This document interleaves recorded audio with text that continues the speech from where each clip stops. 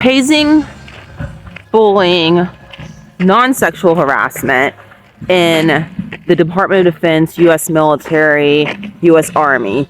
Specifically, there are regulations that have now been passed in the last couple of years, UCMJ, Uniform Code of Military Justice, to bully, haze, harass anyone, basically, online or offline. I think the policies, the laws are excellent with the Department of Defense, the UCMJ. I've seen and read a little bit today of the Army regulation about this. What I can't find online are people's experiences in real time on active duty, reserve, or guard with this topic. You know, reading, are the laws, policies against hazing, harassment, and bullying in the armed services, are they actually working? Or is it just one more policy, one more law that's being ignored? I know when I was in the military, I was in from 2005 to 2012 between the Army and the Air Force with a break of service in between that. We had policies, laws against sexual harassment and physical and sexual assault. However, it absolutely did happen all the time. Those policies were absolutely not enforced more often than not, those laws. And the cover-ups were rampant. And I remember in 2011, I think it was, you know, during the time in my unit, we didn't have the rules against bullying, hazing, or harassment, like non-sexual harassment specifically. And so it was absolutely rampant. And the leadership, to include field grade officers, were typically complicit and sometimes just enabled the behavior. And I was having kind of just like bad memories recently, last few days, about all of this, because just some different things came to my attention and kind of started thinking about after I was interviewed for the Women of the Military podcast hosted by Amanda Huffman. I got really to thinking about some things. And then I started looking at, you know, what are the current regulations in the military, started learning about that with the Department of Defense, you know, the U.S. Army. Then all the other branches seem to have similar but differing a little bit regulations on this topic. And if you are in the active duty, reserve, or guard, I'd just be really curious what your experiences have been since these laws were implemented with UCMJ about bullying, hazing, and non-sexual harassment in the Army, other armed branches of Department of Defense. And if you think that they're actually working to prevent hazing, bullying, and non-sexual harassment, or if they're just being ignored, just like all the other laws and policies historically have been largely ignored. I'd also like to point out that somebody online is familiar with these issues was trying to say that, you know, sexual harassment is only, going to get you fired in the civilian world. It's not a criminal offense. That's debatable. Actually, I disagree with that, because that really depends on what you define as sexual harassment, because in some cases it could be a criminal offense in the civilian world, depending on how you define it, because the Department of Defense definition has radically changed through the years from the time that I was in. What used to be considered sexual harassment in the Department of Defense is now considered worse than that. I'm not even going to say the words. I'm sure you know what I'm talking about.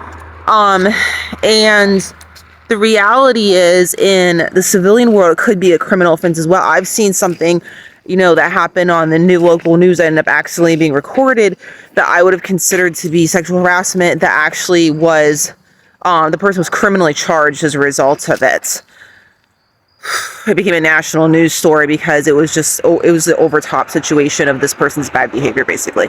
Anyways, but in many workplaces, if you are engaging in abusive behavior in a workplace, whether it be sexual harassment or anything else, the person may or may not ever be fired or held accountable in any way, shape, or form. And this is largely known, and there's whole movies done about this, about people engaging in abusive behavior in workplaces and never being fired, never being held accountable, and instead ascending into the top positions in their company or someone else's company. So that statement was really false, misleading. The fact that the harassment regulations have been strengthened and increased in the Department of Defense, I think, is absolutely positive and excellent. The things that I had to deal with when I was in the military were unreal, and that I saw other people dealing with and were direct 100% direct contributor to my choice to leave the military. So I'm just so happy to see the regulations, the laws have changed. I just hope that real change actually happens with it. That's really positive for people. I remember when I was in my unit, we had several service members and a civilian engaging in extreme behavior. Some of that behavior included, but definitely was not limited to, stuff that would have violated current policies about hazing, non-sexual harassment, and bullying. Went on for years. Our so-called leadership, was well aware of it. As I told Amanda Huffman in my interview, Women of the Military podcast, I got along with all my commanders. To this day, I don't have anything against any of them. But when I reflect back, I realized there was a real competence issue or lack thereof. It was just so normalized, the culture to abuse people. And I remember the pushback, seeing it in real time from people in my unit about higher ups, way higher than a field grade officer in my unit, way higher, trying to kind of move the military in this direction where they now are with the policies of getting away from abusing people. They resented it. They didn't want it to change. They wanted to be able to abuse people as much as they wanted to abuse people. It was extremely problematic, to say the very least. And one of the people in my unit, they got a slap on the wrist and were sent to a BS anger management course or class or group or whatever you want to call it at the local hospital on base. But there was never any record of their extreme abusive behavior that went on for years. I didn't even know that until recent history. It came to my attention basically that there was an internal investigation that I knew about where people were interviewed and it was all substantiated. And of course the records were destroyed.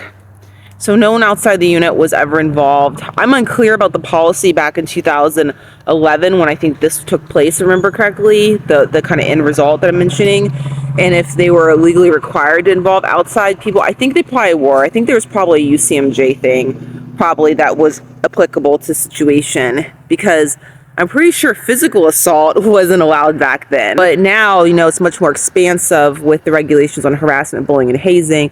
I think it's excellent. I just hope it's actually working to prevent, deter, stop abuse, bullying, harassment, hazing, all that kind of stuff, because all that stuff really goes hand in hand. People love to talk about only certain types of abuse, but the reality is it's all interconnected. It's not, this black and white scenario. It's very gray. A lot in between the lines there that people don't recognize because they haven't dealt with it firsthand or don't know about it, or maybe haven't been in the military, or maybe don't want to think about those issues. You are in the military currently, active duty, reserve, or guard, and have any experience at all with these recent regulation changes, non-sexual harassment, bullying, and hazing, and whether or not they're working or not, and whether or not people are being held accountable or not that engage in this behavior. I'd love to hear from you, so drop a comment. Please keep confidentiality, don't name anybody, etc., etc. And certainly if you work in a JAG office as a military lawyer, I've seen some of you guys on social media. I would love for you to tell me, what does a typical normal year look like in the JAG office with regards to these regulations, these new regulations on hazing, bullying, and non-sexual harassment? Are you actually prosecuting people for this? Is this something coming across your desk frequently?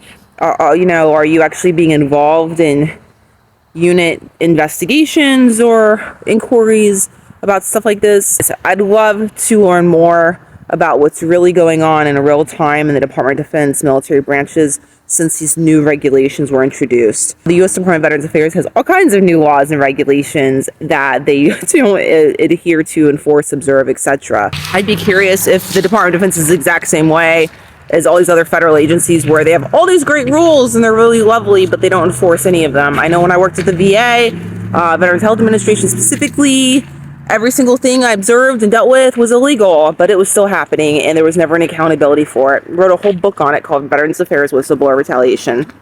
You can learn more at womanmilitaryveteran.com, by the way, on that topic.